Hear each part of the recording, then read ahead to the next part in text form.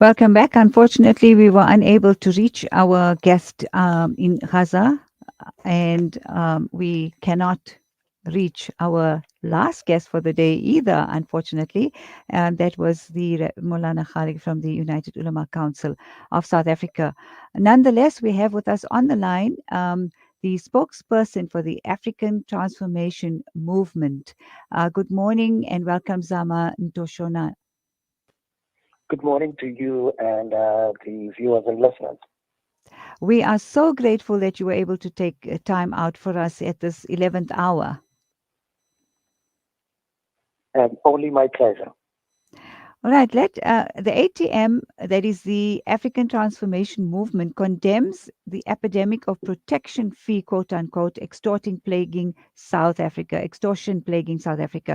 Can you explain to us what the protection fee is? Thank you so much. We've been getting a lot of reports from people around the country, but specifically in locations like Gugulethu, locations like Danzane, Mthatha, Cape Flats, Soweto, to name but a few, where there is a phenomenon of syndicates and gangs who are soliciting protection fees from people. Now, it is alleged that they are instigators of violence. They come, rob people, and come back to the very people and say they can protect them from gangs from the region, but at a particular fee. Now, this phenomenon has also been recorded in places like East London. Recently in East London, we had Somalis who marched to the police station who also raised that their shops are under siege. It's either pay protection fees or they are abducted. Such a phenomenon. But South Africa is becoming now a country where hooligans, gangs, and syndicates thrive by taking the little that the people of this country have. Even vendors are now paying protection fees. If you own a vehicle, you must pay protection fee. The household, it is truly unthinkable that we could get to this level. It is from this premise that the African Transformation Movement feels that it's about time that the government takes this issue seriously. It can't be business as usual, whereas the people of this country are being extorted like this. Indeed. Now, you mentioned a few areas. Why are these areas most vulnerable to these criminals? It could be a number of reasons. One, these areas already are areas that are flagged as high murder zones, high criminality zones. And I think that it is a spillover effect when now they feel that taking phones is no longer as profitable. Taking flat screens from the houses is no longer profitable. They now must find a new income stream. These are areas already that are flagged as high crime zones where you see this phenomenon actually taking place, which means that we have not been successful as a country and the police force of this country to pluck out criminality that is found in these areas. And now they are reinventing themselves and finding new ways to extort society. And we can see what the impact of this type of extortion could have on communities' economy itself. And we just spoke about the South African economy just before your interview. And how proactive are the police then in enforcing the law? Now, the police are flat-footed on this matter. The police truly are clueless when it comes to this matter. This is why, as the African Transformation Movement, we are also calling for capacitation of the police to deal with such matters. The issue of the victimization of society and the fear that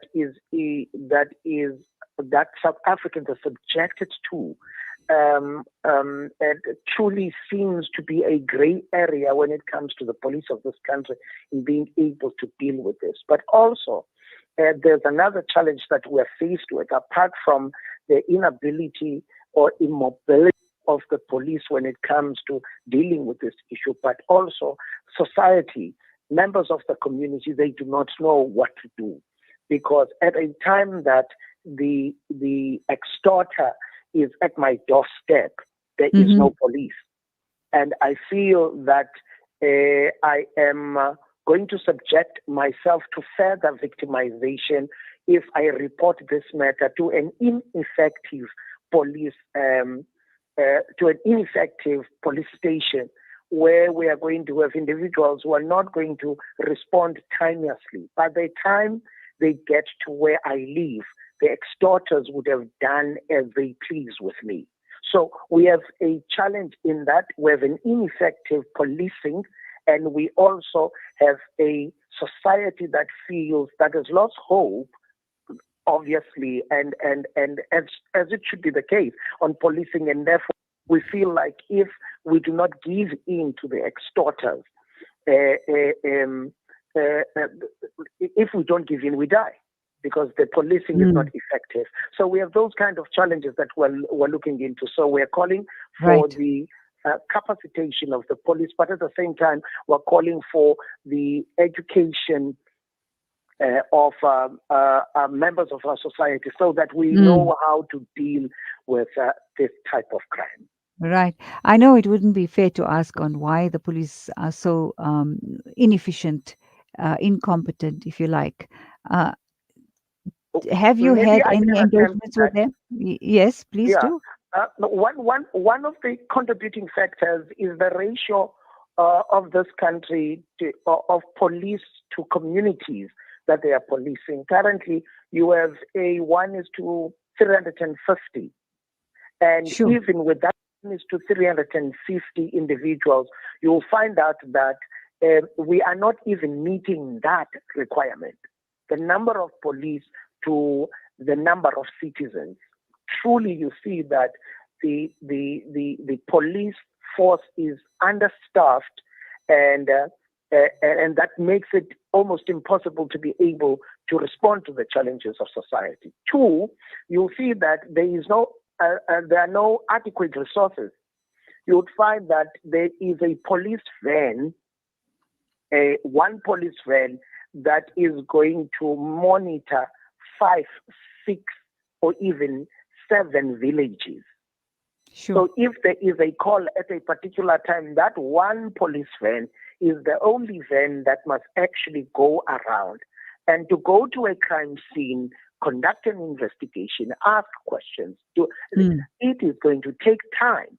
So if the fleet is mobilized properly, they will be able to hit multiple villages at once, knowing that there could only be one village that can be attended to at a time because of the inadequate resourcing of the police ministry.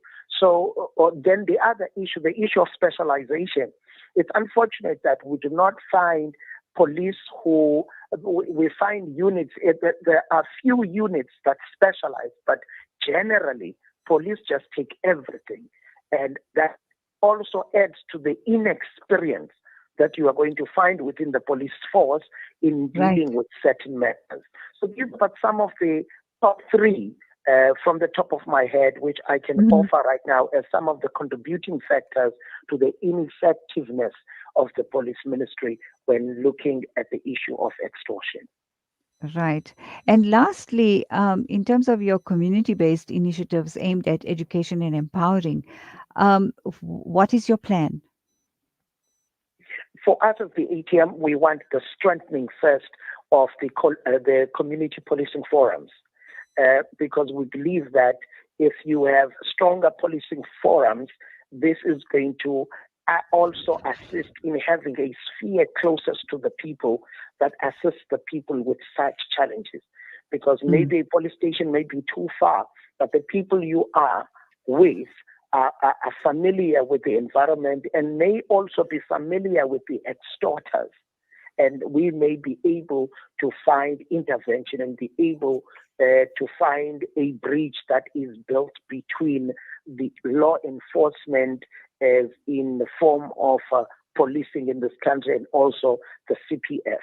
And then if every street and every region has a policing forum and they are holding their meetings with the people, then that creates an opportunity in partnership with the police for education so that we are able to squeeze in on the criminal. Sometimes it is lack of knowledge that creates more fear than we should be fearing because we do not know which avenues to exploit when we are actually faced with such occurrences. So for us as the African Transformation Movement, we believe that once you strengthen community forums, and then you strengthen and restore community meetings, and in partnership with the policing forum, now you have communities that are able to respond timelessly to the challenges of members of society.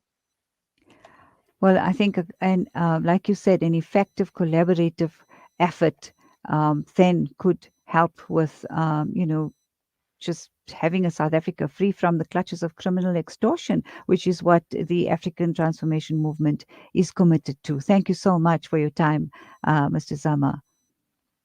Thank you so much to you and the listeners. All right, that's it. That is the end of today's edition of News and Views with Ntshona Kota, live on Salam Media. Thank you so much for joining us. I'll be back with you tomorrow, inshallah, between 8 and 10 with News and Views. Assalamu alaikum, rahmatullahi wa barakatuhu.